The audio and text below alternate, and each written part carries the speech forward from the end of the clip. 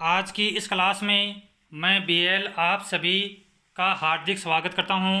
आज की इस क्लास में हम RPSC first grade political science से के सिलेबस से संबंधित टॉपिक का अध्ययन करेंगे। तो हम सबसे पहले आज की इस क्लास में टॉपिक लेते हैं भारत का सर्वोच्च न्यायालय, जिसको हम सुप्रीम कोर्ट कहते हैं। तो सुप्रीम कोर्ट है वो अस्तित्व में किस तरह से आया, इसके लिए हम थोड़ा सा इसकी बैकग्राउंड पृष्ठभूमि देखते हैं।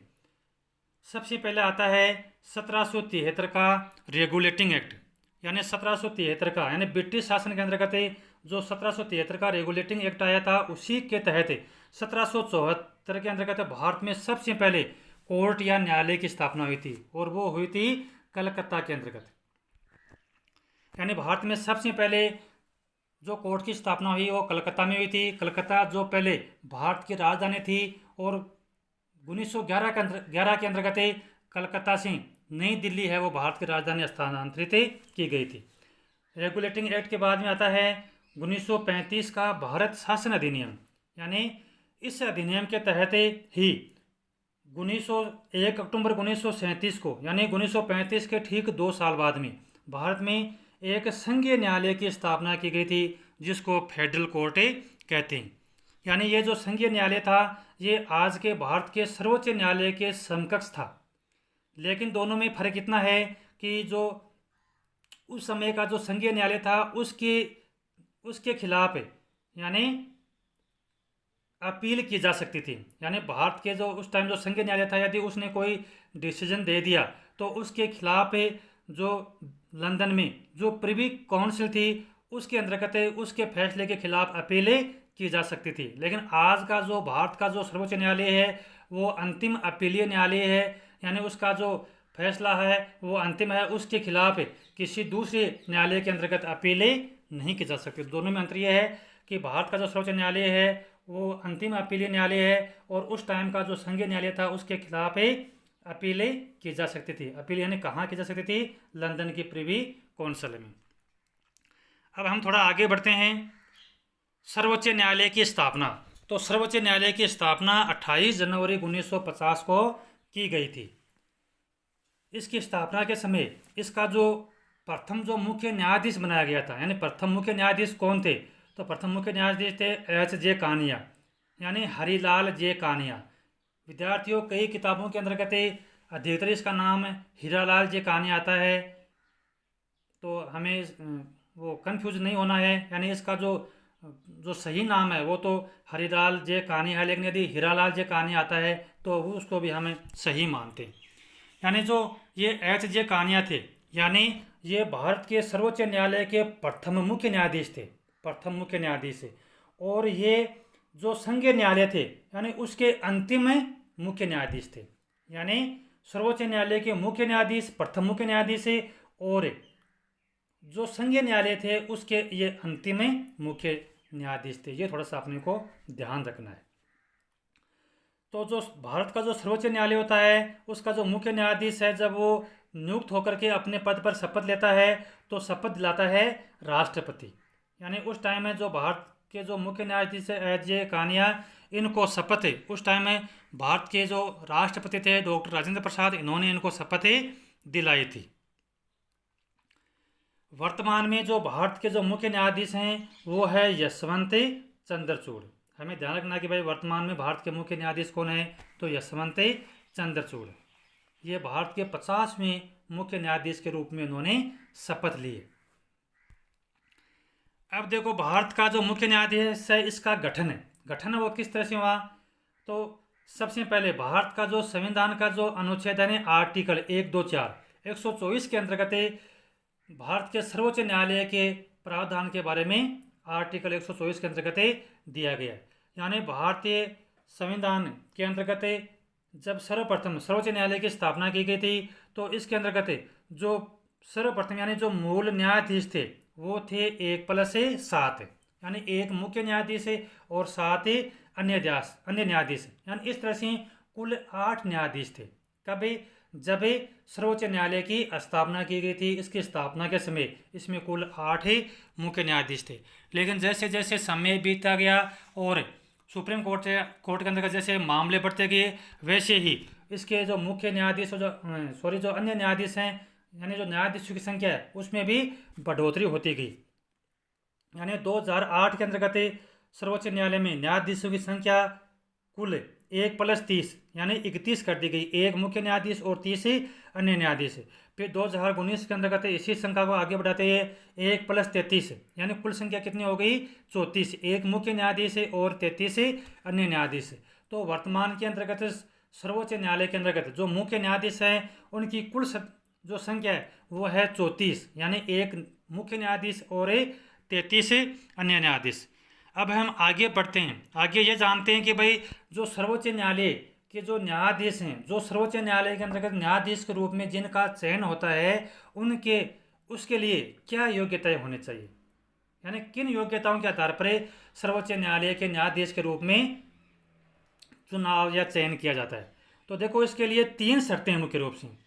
पहली ये है कि 5 साल का अनुभव, यानी कोई ऐसा न्यायाधीश जिसने हाई कोर्ट में जज के रूप में 5 साल काम किया हो, यानी 5 साल का अनुभव होना चाहिए। यानी यह नहीं है कि उसने केवल एक हाई कोर्ट में काम किया हो। जैसे भारत के अंतर्गत 25 हाई कोर्ट हैं, तो यानी 2 या 4 में कैसे भी मिला करके उसके पास में 5 साल का अनुभव होना चाहिए। यानी 2 या 3 या कितने भी न्यायालयों के अंतर्गत उसने 5 साल का अनुभव प्राप्त किया है तो वह उसके लिए योग्य है। तो यानी हाई कोर्ट में जज के रूप में 5 साल का अनुभव है। और दूसरी जो योग्यता है वो है 10 साल का अनुभव, यानी 10 वर्ष का एक्सपीरियंस होना चाहिए उसके अंतर्गत। और वो कैसा होना चाहिए, एससी में, यानी हाई कोर्ट में अधिवक्ता या वकील के रूप में उसने 10 वर्ष तक उसके पास में अनुभव हो, तो उसका चयन है वो सर्वोच्च न्यायालय के न्यायाधीश के रूप में हो सकता है।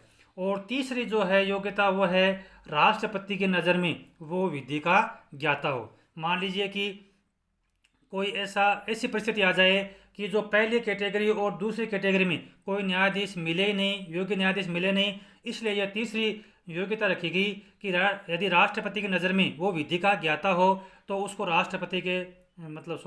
उसको सर्वोच्च न्यायालय के मुख्य न्यायाधीश के रूप में नियुक्त किया जा सकता है। लेकिन आज तक के रिकॉर्ड में 2023 तक ऐसा कोई मामला नहीं आया। यानी यह जो तीसरा ऑप्शन है राष्ट्रपति की नज़र में विधि का ज्ञाता हो, यानी इससे कोई भी न्यायाधीश है वो चुन करके सर्वोच्च न्यायालय में नहीं गया है।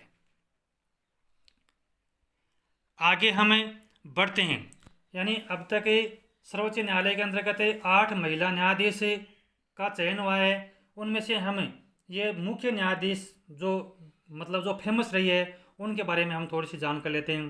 पहला नाम आता है मीरा साहिब फातिमा बीबी, यानी यह इसलिए प्रसिद्ध है क्योंकि 1989 के अंतर्गत यह भारत की पहली महिला जज के रूप में चुनी गई थी। यानी भारत की पहली महिला जज सर्वोच्च न्यायालय के अंतर्गत कौन थी चुनी जाने वाली, तो वो थी मीरा साहिब फातिमा बीबी, जो मुस्लिम समुदाय से चुनी गई थी। दूसरा आता है इंदु मल्होत्रा का, यानी ये इसलिए फेमस है क्योंकि ये जो दूसरी कैटेगरी है यानी 10 वर्ष का अनुभव, यानी ये इस कोटे से चुन करके सुप्रीम कोर्ट में गई थी। यानी आज तक जितने भी सर्वोच्च न्यायालय के अंतर्गत न्यायाधीशों का चयन हुआ है वो अधिकतर यानी जो हाई कोर्ट में जज के रूप में जिन्होंने काम किया है उससे वो चुन करके गई है। यानी जो दूसरी कैटेगरी है उससे बहुत ही कम गए हैं। तो इंदु मल्होत्रा वो उन्हीं में से ऐसी ही महिला थी। तीसरा नाम आता है आर भानुमति का, यानी भानुमति वो पहली दलित महिला थी जो सर्वोच्च न्यायालय के अंतर्गत न्यायाधीश के रूप में चुनी गई थी। यानी ये जो दलित महिला जो समुदाय है उससे चुन करके ये भानुमति है सर्वोच्च न्यायालय के अंतर्गत न्यायाधीश के रूप में चुनी गई थी। अब हम आगे बढ़ते हैं न्यायाधीशों का वेतन के बारे में, यानी न्यायाधीशों का वेतन कितना होता है। तो वर्तमान के अंतर्गत है यदि देखा जाए तो जो उच्चतम न्यायालय यानी सुप्रीम कोर्ट का जो मुख्य न्यायाधीश है उसको मिलते हैं 2,80,000 रुपये वेतन के रूप में, और जो सर्वोच्च न्यायालय के जो अन्य न्यायाधीश हैं उनको वेतन के रूप में मिलते हैं 2,50,000 रुपये। अब थोड़ी सी हम देखो तुलना करें उच्च न्यायालय के न्यायाधीशों से, तो यानी सर्वोच्च न्यायालय के जो अन्य न्यायाधीश का वेतन होता है उतना वेतन मिलता है उच्च न्यायालय के मुख्य न्यायाधीश को। यानी उच्च न्यायालय का के जो मुख्य न्यायाधीश होता है उसका वेतन उतना होता है जितना कि सर्वोच्च न्यायालय के अन्य न्यायाधीशों का होता है। यानी 2,50,000 रुपये उच्च न्यायालय के मुख्य न्यायाधीश को और 2,25,000 रुपये उच्च न्यायालय के अन्य न्यायाधीशों को मिलते हैं। यानी उच्चतम न्यायालय के जो मुख्य न्यायाधीश है उसका वेतन 2,80,000 और अन्य न्यायाधीश का वेतन होता है 2,50,000। उच्च न्यायालय है उसका जो मुख्य न्यायाधीश है उसका वेतन है 2,50,000 और जो अन्य न्यायाधीश है उनका वेतन होता है 2,25,000। अब देखो भारत के जो उच्चतम न्यायालय के जो मुख्य न्यायाधीश और जो अन्य न्यायाधीश हैं न्यायाधीशों के वेतन की व्यवस्था कहाँ से की गई, तो उच्चतम न्यायालय के जो न्यायाधीश हैं उनके वेतन की व्यवस्था की गई है भारत की संचित निधि में से। भारत की संचित निधि में से। अब देखो ये संचित निधि क्या है, यानी भारत के संविधान के अनुच्छेद यानी आर्टिकल 266 के अंतर्गत संचित निधि का उल्लेख किया गया। यानी भारत की संचित निधि से भारित वे से उच्चतम न्यायालय के न्यायाधीशों को के वेतन की व्यवस्था की गई है। अब देखो भारित व्यय का मतलब क्या है, भारित व्यय का मतलब ये है कि जो सर्वोच्च न्यायालय के जो न्यायाधीश हैं यानी उनके संबंध में संसद में केवल चर्चा की जा सकती है, बहस की जा सकती है, लेकिन मतदान नहीं किया जा सकता, उसको कहते हैं भारित व्यय। अब देखो जो सर्वोच्च न्यायालय के जो न्यायाधीश हैं उनके वेतन की व्यवस्था कहाँ से की जाती है, भारत की संचित निधि में से। यानी जितने भी जो कर्मचारी होते हैं उनको जो वेतन मिलता है वो भारत की संचित निधि से ही दिया जाता है। अब देखो जो उच्च न्यायालय होते हैं तो उच्च न्यायालय के जो न्यायाधीश होते हैं उनको वेतन दिया जाता है राज्य की संचित निधि से। यानी जिस तरह से भारत की संचित निधि होती है उसी तरह पे प्रत्येक राज्य की भी अपने राज्य की संचित निधि होती है। तो जो उच्च न्यायालय के जो न्यायाधीश हैं उनका जो वेतन है वो राज्य की संचित निधि में से दिया जाता है। लेकिन जब उच्च न्यायालय के न्यायाधीश अपने पद से सेवानिवृत्त हो जाए तो उनको जो पेंशन दी जाती है वो दी जाती है भारत की संचित निधि में से, भारत की संचित निधि में से। यानी उच्च न्यायालय के न्यायाधीशों को जो वेतन मिलता है वो राज्य की संचित निधि में से और उच्च न्यायालय को जो पेंशन मिलती है वो मिलती है भारत की संचित निधि में से। ये थोड़ा सा डाउट है वो अपने को ध्यान में रखना है। आगे आता है फिर इनका कार्यकाल। तो कार्यकाल कितना होता है, यानी जो सर्वोच्च न्यायालय के जो न्यायाधीश हैं उनका जो कार्यकाल होता है वो निश्चित नहीं होता है, यानी कोई कार्यकाल नहीं होता है। बस इतना है कि इनका जो कार्यकाल है वो 65 वर्ष की आयु तक अपने पद पर बने रहते हैं। जैसे मान लीजिए कि कोई न्यायाधीश है उसने 60 वर्ष की आयु में सर्वोच्च न्यायालय में न्यायाधीश के रूप में पद ग्रहण किया तो वो 5 साल अपने पद पर काम करेगा। किसी ने 62 साल की एज में पद पर नियुक्ति मिली तो वो 3 साल काम करेगा। और यदि किसी ने 55 साल की आयु में यदि पद पर उसको नियुक्ति मिली है तो वो 10 साल काम करेगा। यानी इसका कार्यकाल है वो निश्चित नहीं है कि ये 10 साल करेगा 5 साल करेगा। यानी उसकी जो अंतिम यानी उसकी जो उम्र है वो 65 साल की आयु तक ही हो जानी चाहिए। और जो हाई कोर्ट है उनके जो यानी अपने पद पर कब तक बने रह सकते हैं, हाई कोर्ट के जो न्यायाधीश हैं वो 62 वर्ष की आयु तक। अब देखो हम आगे बढ़ते हैं।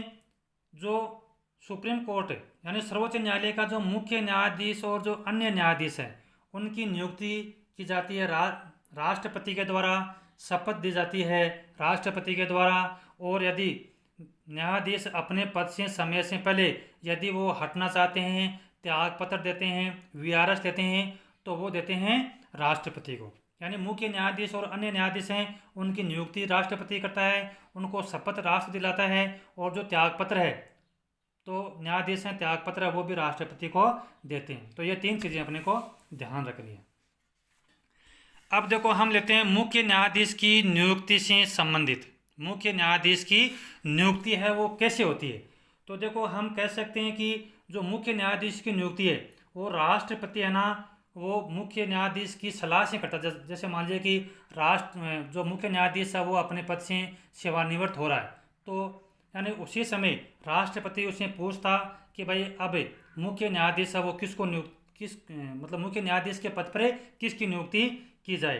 तो ये जो सिस्टम है ना ये 1992 तक ही चलता रहा, 1992 तक। लेकिन 1993 के अंतर्गत एक नई व्यवस्था आई। किसको लेकर के? मुख्य न्यायाधीश की नियुक्ति को लेकर के एक नई व्यवस्था आई और उसको कहते हैं कॉलेजियम। यानी मुख्य न्यायाधीश की नियुक्ति कैसे होगी, इसके लिए 1993 में एक नई व्यवस्था आई जिसको कॉलेजियम कहते हैं। यानी इसमें क्या प्रावधान था कॉलेजियम में? कॉलेजियम में यह प्रावधान था कि राष्ट्रपति है वो सर्वोच्च न्यायालय के जो 4 वरिष्ठतम न्यायाधीश हैं, यानी मुख्य न्यायाधीश को छोड़ करके उसके बाद में जो 4 वरिष्ठतम न्यायाधीश हैं उनसे सलाह लेगा, और वो जो 4 वरिष्ठतम जो न्यायाधीश जो नाम देंगे राष्ट्रपति को, उसको राष्ट्रपति है वो मुख्य न्यायाधीश के पद पर नियुक्त करेगा। तो यानी कहने का मतलब है मुख्य न्यायाधीश की नियुक्ति में यदि हम देखा जाए तो जो अधिकार है वो एक तरह से किसको है? सर्वोच्च न्यायालय को। किसके तहत? कॉलेजियम के तहत। यानी राष्ट्रपति और मुख्य न्यायाधीश के पद पर नियुक्ति किसको देगा? जो सर्वोच्च न्यायालय के जो 4 वरिष्ठतम न्यायाधीश हैं, मुख्य न्यायाधीश को छोड़ करके उनकी सलाह से वो मुख्य न्यायाधीश के पद पर नियुक्त करेगा। इसका मतलब है मुख्य न्यायाधीश की नियुक्ति में राष्ट्रपति है वो कॉलेजियम के द्वारा दिए गए नाम को नियुक्त कर मतलब उसको नियुक्त करने के लिए बाध्य है। तो अब देखो, राष्ट्रपति के लिए यानी संविधान का आर्टिकल 143 के तहत, यानी संविधान का अनुच्छेद 143 1998 के अंतर्गत, उसमें यह है 143 में कि भाई राष्ट्रपति है वो किसी मामले पर सर्वोच्च न्यायालय से परामर्श मांग सकता है, वो उससे राय ले सकता है।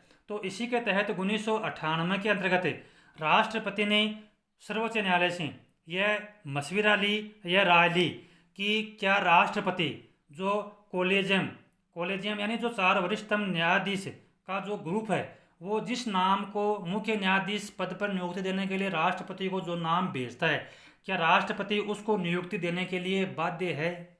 यानी राष्ट्रपति को क्या उसी को नियुक्ति देनी होगी?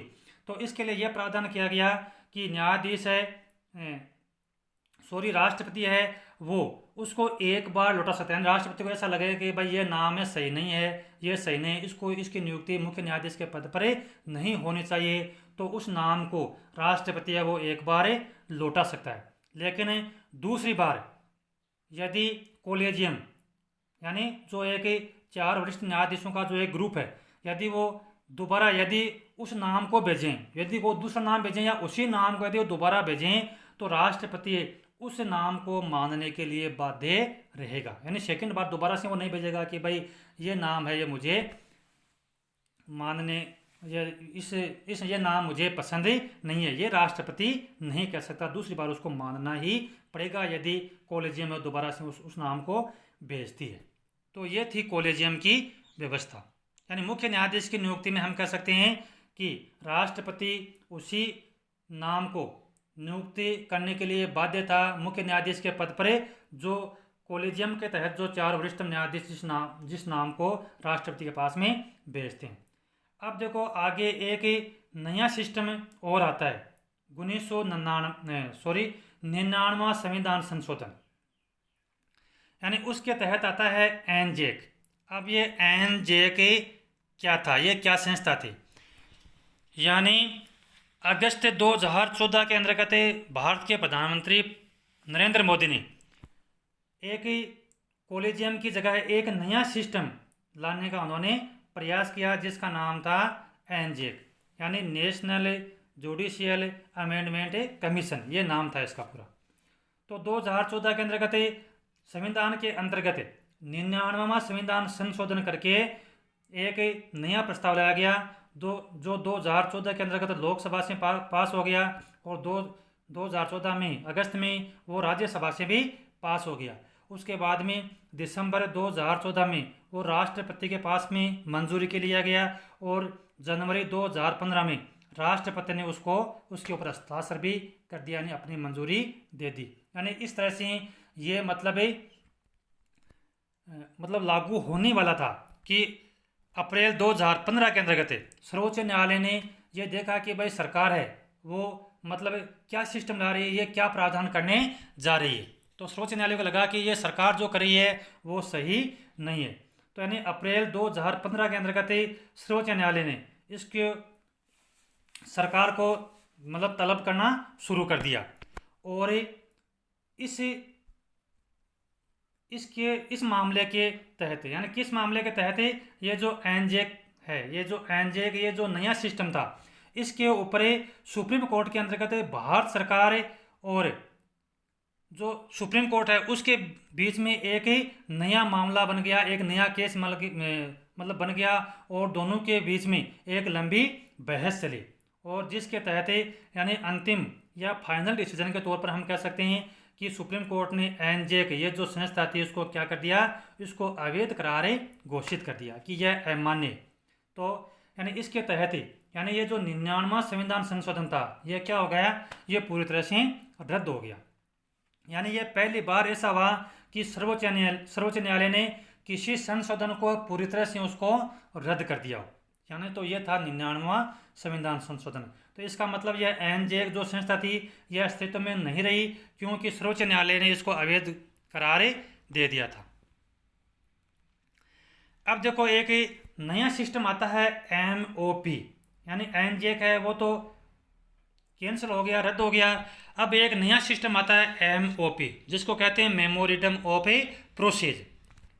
यानी ये क्या था, तो MOP जो एक नया सिस्टम बना वो ये है कि जब मान लीजिए कि भारत के मुख्य न्यायाधीश का पद रिक्त हो गया, या वो अपने पद से उन्होंने त्यागपत्र दे दिया और मुख्य न्यायाधीश की नियुक्ति की जानी है, तो मुख्य न्यायाधीश की नियुक्ति के लिए क्या होगा, भारत का जो विधि मंत्रालय, यानी भारत का जो विधि मंत्रालय है, वो मुख्य न्यायाधीश से पूछेगा। क्या पूछेगा कि मुख्य न्यायाधीश के पद पर किसकी नियुक्ति की जानी है। तो यानी मुख्य न्यायाधीश है वो अपने सर्वोच्च न्यायालय के अंदर जो 4 वरिष्ठतम न्यायाधीश हैं उनसे सलाह मशविरा करके वो राष्ट्रपति को वो नाम देता है, और राष्ट्रपति है वो उस नाम को किसके पास में भेजता है, PM के पास में भेजता है, प्रधानमंत्री के पास में भेजता है। प्रधानमंत्री उस नाम को राष्ट्रपति के पास में भेजता है, राष्ट्रपति है वो मुख्य न्यायाधीश के पद पर उसकी नियुक्ति करता है। यानी ये तो किसकी बात है, मुख्य न्यायाधीश की नियुक्ति के संबंध में। यानी जब मुख्य न्यायाधीश का पद रिक्त हो गया और मुख्य न्यायाधीश की नियुक्ति की जानी है, तो विधि मंत्रालय वो मुख्य न्यायाधीश से परामर्श लेगा, और वो जो नाम देगा वो प्रधानमंत्री के पास में भेजेगा, और प्रधानमंत्री वो उस नाम को राष्ट्रपति के पास में भेजेगा, और इस तरह से मुख्य न्यायाधीश की नियुक्ति होगी। अब देखो इसी तरह से सर्वोच्च न्यायालय के अंतर्गत मान लीजिए कि 2 या 3 या 4 जो अन्य न्यायाधीश हैं उनके पद रिक्त हो गए, और 2 या 3 या 4 जितने भी पद रिक्त हैं, खाली है, उनके जगह मतलब उन पदों को भरा जाना है, और अन्य न्यायाधीश हैं उनकी नियुक्ति की जानी है। कहाँ, सर्वोच्च न्यायालय के अंतर्गत। तो इसके लिए क्या प्रोसेस है MOP के तहत, तो उसके लिए प्रोसेस ये है कि जो भारत का जो मुख्य न्यायाधीश है वो यानी अन्य न्यायाधीशों की नियुक्ति के संबंध में विधि मंत्रालय से पूछेगा कि मतलब विधि मंत्रालय से पूछेगा कि भाई जो जो मतलब सर्वोच्च न्यायालय के अंतर्गत जो 2 या 3 जो पद रिक्त हैं उनके अंतर्गत अन्य न्यायाधीशों की या न्यायाधीशों की नियुक्ति की जानी है।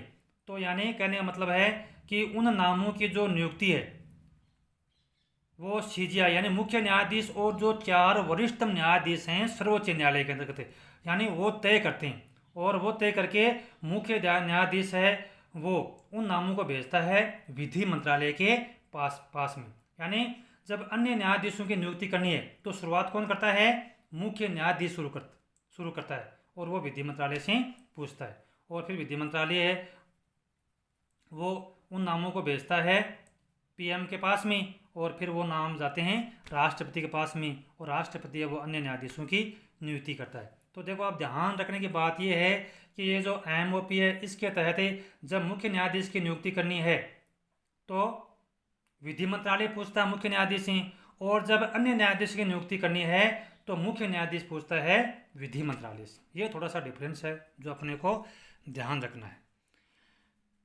भारत के जो मुख्य न्यायाधीश थे कौन है, रंजन गोगोई, यानी जो 2019 के अंतर्गत 46वें मुख्य न्यायाधीश के रूप में नियुक्ति की गई थी। यानी ये रंजन गोगोई ऐसे पहले मुख्य न्यायाधीश थे जिनकी इस MOP ये जो सिस्टम है इसके तहत इनकी नियुक्ति की गई थी, रंजन गोगोई की। अब हम थोड़ा सा आगे बढ़ते हैं। अब हमने ऊपर ये देखा है कि भाई जो मुख्य न्यायाधीश और जो अन्य न्यायाधीश है, यानी वो समय से पहले अपने पद से हट सकते हैं, यानी वो त्यागपत्र दे सकते हैं राष्ट्रपति को, या वो वीआरएस से ले सकते हैं, यानी स्वैच्छिक सेवानिवृत्ति भी ले सकते हैं। अब हम आगे ये देखते हैं कि भाई जो मुख्य न्यायाधीश और जो अन्य न्यायाधीश हैं, यदि वो अपने पद पर रहते हैं, यदि वो सही तरीके से काम नहीं करते हैं, अपने यदि जो उनको जो कार्य जो जिम्मेदारी दी गई है, यदि उस जिम्मेदारी के हिसाब से यदि वो काम नहीं करते हैं, तो उनको समय से पहले भी हटाया जा सकता है। तो अब देखो वो समय से पहले किस प्रकार से हटाया जा सकता है, यानी उसके लिए इनको महाभियोग की प्रक्रिया के माध्यम से हटाया जा सकता है। अब देखो न्यायाधीशों को समय से पहले पद से हटाने के लिए ये जो महाभियोग की जो प्रक्रिया ना, इसका संविधान में कहीं उल्लेख ही नहीं किया गया, यानी जो महाभियोग शब्द है इसका संविधान के अंतर्गत कहीं जिक्र नहीं किया गया। अब देखो संविधान में यानी क्या कहा गया है कि यानी देखो इसमें दो प्रक्रिया है। न्यायाधीशों को समय से पहले पद से हटाने के लिए ये दो सिस्टम है, एक तो है आधार और एक है प्रक्रिया। यानी आधार ये है कि एक तो साबित कदाचार के आधार पर, यानी किसी न्यायाधीश के संबंध में यानी उसका जो आचरण है वो गलत है, यदि ये सिद्ध हो जाए या साबित हो जाए तो उसके आधार पर प्रोसेस आगे बढ़ सकती है। और एक है अक्षमता, यानी कोई न्यायाधीश वो काम करने में सक्षम नहीं है, यदि वो शारीरिक रूप से विकलांग है या मानसिक रूप से विकलांग है, तो इस स्थिति में उसको पद से हटाने के लिए ये जो महाभियोग की प्रक्रिया ये शुरू की जा सकती है। अब देखो किसी न्यायाधीश को पद से हटाने के लिए प्रक्रिया कैसे शुरू होगी, यह नहीं है कि मान लीजिए कि किसी न्यायाधीश के संबंध में आचरण के संबंध में कोई बात स्पष्ट हो गई और सीधा ही संसद के अंतर्गत प्रक्रिया शुरू हो गई, ऐसा नहीं होता है। यानी पहले क्या होता है, एक न्यायाधीश जांच से अधिनियम बनाया गया था 1968 के अंतर्गत, और यह न्यायाधीश जांच अधिनियम यह संसद ने बनाया था। मतलब है कि यानी न्यायाधीशों के ऊपर कार्रवाई चलाने से पहले न्यायाधीशों की एक तरह से जांच अधिनियम जो बनाया है यह उसके संबंध में पहले क्या करेगा, जांच करेगा।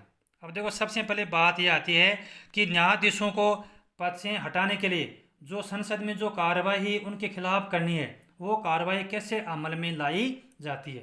तो उसके लिए सबसे क्या क्या करना होगा, उसके लिए सबसे पहले प्रस्ताव लाना होगा, और वो ऐसा प्रस्ताव है वो लोकसभा में लाया जा सकता है और राज्यसभा में भी लाया जा सकता है। यानी राज्यसभा के अंतर्गत प्रस्ताव लाने के लिए कम से कम 50 सदस्यों की सहमति जरूरी होती है, और लोकसभा में 100 सदस्यों की कम से कम सहमति जरूरी होती है, यानी किसी भी सदन में ये शुरू हो सकता है।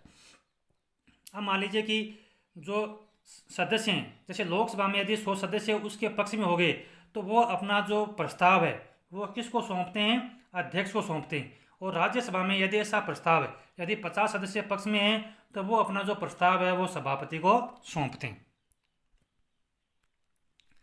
अब इनको सौंपने के बाद में अब देखो एक समिति बनी होती है, ये नहीं है कि अध्यक्ष के पास में ऐसा प्रस्ताव आ गया और सीधा ही मतलब सदन के अंतर्गत उनके ऊपर कार्रवाई शुरू हो गई, ऐसा नहीं होता। इसके लिए यानी पहले क्या होती है, एक समिति बनाई गई है।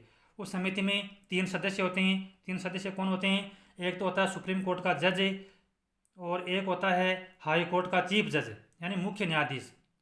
सुप्रीम कोर्ट का जज और हाई कोर्ट का मुख्य न्यायाधीश, और एक होता है विधि का ज्ञाता। यानी ये 3 सदस्यों मिलाकर के एक ही समिति बनाई जाती है। और यदि ये समिति कहे कि वास्तव में ये जो आरोप लगाया गया है न्यायाधीश के खिलाफ ये सही है, तो ही वो मामला आगे बढ़ता है। यानी समिति है, यानी दोनों सदनों में कार्यवाही चलाने से पहले समिति अब वो उसके ऊपर विचार करती है, और समिति को ऐसा लगता है कि ऐसा मतलब न्यायाधीश के खिलाफ ऐसी कार्यवाही करनी आवश्यक है, तो ही आगे फिर दोनों सदनों के अंतर्गत कार्यवाही होती है। अब फिर देखो आगे की प्रोसेस ये है कि ऐसे न्यायाधीश के खिलाफ कार्रवाई या महाभियोग की जो प्रक्रिया है वो चलाने के लिए लोकसभा में भी 2/3 बहुमत से वो प्रस्ताव पास होना चाहिए, और राज्यसभा में भी 2/3 बहुमत से पास ही होना चाहिए। यानी लोकसभा से 2/3 बहुमत से वो प्रस्ताव पारित हो गया, और उसके बाद में राज्यसभा से भी वो 2/3 बहुमत से पास होना जरूरी हो। और यदि ये फिर पास हो गया तो उस न्यायाधीश को पद से हटाया जा सकेगा। यानी कहने का मतलब है कि यदि ये दोनों सदनों से पास हो गया तो भले ही वो न्यायाधीश चाहे दोषी हो या न हो, उसको पद से हटाया जा सकेगा। देखो अब तक ऐसे 3 न्यायाधीश हैं जिनके खिलाफ है उनको समय से पहले पद से हटाने के लिए उनके खिलाफ संसद के अंतर्गत कार्यवाही चली है, महाभियोग की प्रक्रिया चली है। एक है सौमित्र सेन, जिसके अंतर्गत 2009 में समिति जो बैठाई गई थी, यानी इनके बारे में ये मतलब ये प्रस्ताव पास हो गया एक तरह से कि ये जो सौमित्र सेन है इनका जो व्यवहार है वो कैसा है, कदाचार है, सही नहीं है, तो इनको पद से हटाया जाना चाहिए। तो इसके संबंध में 2009 में समिति बनी और उससे समिति के 2011 में रिपोर्ट आई थी। इतने में तो ये अपने पद से रिटायरी हो गए थे। तो कहने का मतलब है कि आज तक जितने भी ये न्यायाधीशों के खिलाफ है, जितने भी संसद के अंतर्गत कार्यवाही चली है, यानी सही तरह से कोई भी जो कार्यवाही वो पूरी तरह से अंजाम नहीं दे पाई उस कार्यवाही को। तो ये जो 3 न्यायाधीश हैं, एक है सौमित्र सेन, एक है दीपक मिश्रा और ये एक है ये रामास्वामी, यानी इन 3 न्यायाधीशों के खिलाफ संसद के अंतर्गत महाभियोग की कार्यवाही चली थी। कौन से हैं? सौमित्र सेन, दीपक मिश्रा और रामास्वामी। यानी जो भारत के दीपक मिश्रा कौन थे, यानी भारत के ये 45वें मुख्य न्यायाधीश थे। दीपक जो है ना रंजन गोगोई, उनसे पहले ये दीपक मिश्रा ही थे 45वें भारत के मुख्य न्यायाधीश। और एक ये रामास्वामी थे जिनके अंतर्गत इनके खिलाफ संसद के अंतर्गत केस चला था। तो विद्यार्थियों, मैं ये समझता हूँ कि आज का ये जो अपना टॉपिक है भारत का सर्वोच्च न्यायालय, इससे संबंधित शायद ही ऐसा कोई बिंदु हो जो इस सिलेबस से संबंधित हो आरपीएससी और वो इसमें छूट गया हो, शायद मुझे ऐसा नहीं लगता है। मैंने काफ़ी प्रयास किया है इस टॉपिक को अधिक से अधिक क्लियर करने का। फिर भी यदि कोई समस्या है तो आप कमेंट में उस समस्या को लिख सकते हैं। यदि आप मेरे चैनल पर नए हो और यदि मेरे चैनल को आपने अभी तक सब्सक्राइब नहीं किया है तो प्लीज़ आपसे रिक्वेस्ट है आप मेरे चैनल को सब्सक्राइब कर लें, ताकि जो भी मेरी नई वीडियोज़ है उसका नोटिफिकेशन आपको तुरंत मिल सके। इसी के साथ मैं आपसे आगे लेता हूँ। जय हिंद, जय भारत।